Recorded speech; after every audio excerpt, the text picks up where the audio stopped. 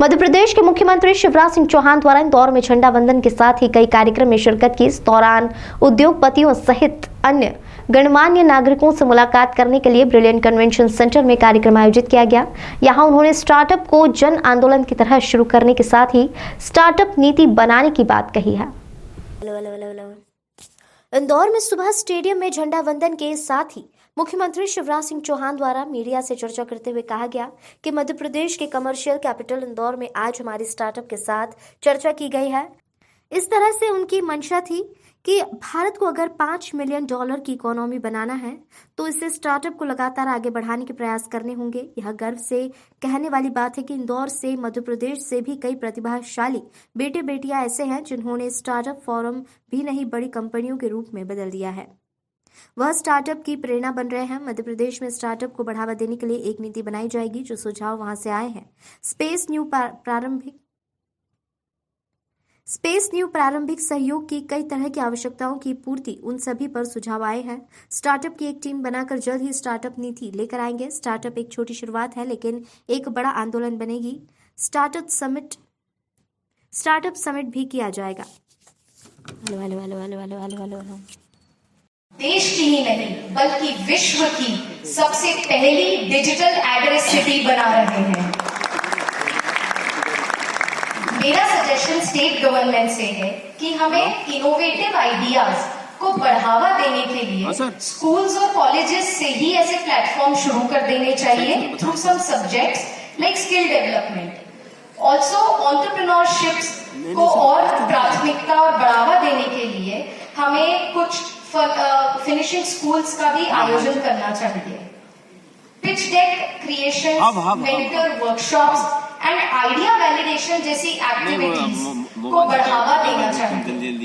इन सभी से हमारे युवाओं को प्रेरणा मिलेगी नए आइडियाज डेवलप करने की और उनको अमल करने की, जिससे हम इंदौर को विश्व स्तरीय लेवल पर एक स्टार्टअप सिटी के रूप में पहचान दिला सकते। स्टार्टअप पंचायत हो गई। आपको पता होगा मैंने कई पंचायतें बुलाई, किसानों की पंचायत, मजदूरों की पंचायत, महिलाओं की पंचायत बुलाई, तो उसी में से लाडली लक्ष्मी योजना निकली। स्टार्टअप्स की पंचायत हो गई है। इसमें कुछ सुझाव आए हैं और वो सुझाव बहुत उपयोगी है। एक बात आई कि कोई वेंचर कैपिटल फंड जैसा कुछ, क्योंकि आवश्यकता तो फंड्स की है, जरूरत उसकी है। अब जो बात आई इनोवेटिव, इंक्यूबेट और इन्वेस्ट, निश्चित तौर पर मेरे मन में भी, मैंने पहले भी सोचा था, उसको मूर्त रूप नहीं दे पाए। फंड्स की आवश्यकता की तरफ आपने ध्यान आकर्षित किया है। फंड्स दोनों तीनों तरफ से आ सकते हैं। एक, सफल उद्यमी स्टार्टअप्स में अपना पैसा लगाए। दूसरा, हमारा CSR का फंड्स कहीं से लग जाए। लेकिन एक वेंचर कैपिटल फंड भी अगर हो तो आज मैं ये गंभीरता से सोच रहा हूं, इसको मूर्त रूप दूंगा। स्टार्टअप्स को मदद करने के लिए एक वेंचर कैपिटल फंड की स्थापना मध्य प्रदेश की सरकार करेगी और जहां से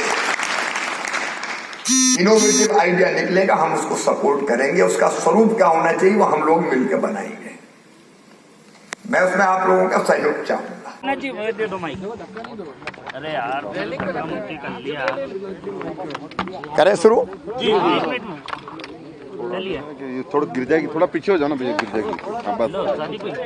गणतंत्र दिवस की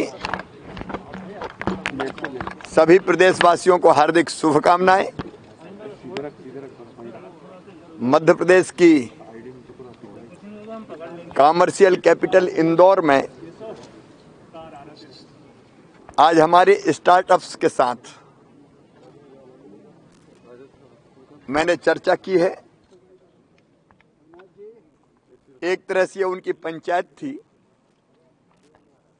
भारत को अगर $5 ट्रिलियन की इकोनॉमी बनानी है, हमको स्टार्टअप्स को आगे बढ़ाने के लगातार प्रयास करने होंगे। और मैं ये गर्व से कहता हूं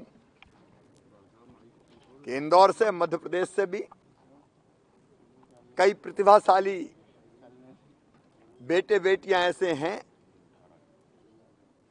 जिन्होंने स्टार्टअप्स प्रारंभ न केवल किए बल्कि उनको बड़ी कंपनी के रूप में बदल दिया।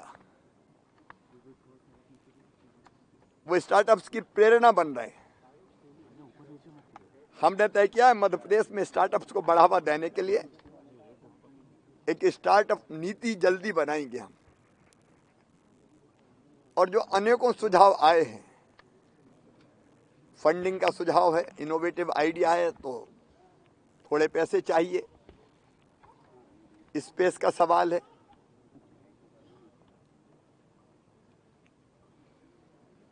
प्रारंभिक सहयोग के लिए कई तरह की आवश्यकताओं की पूर्ति है,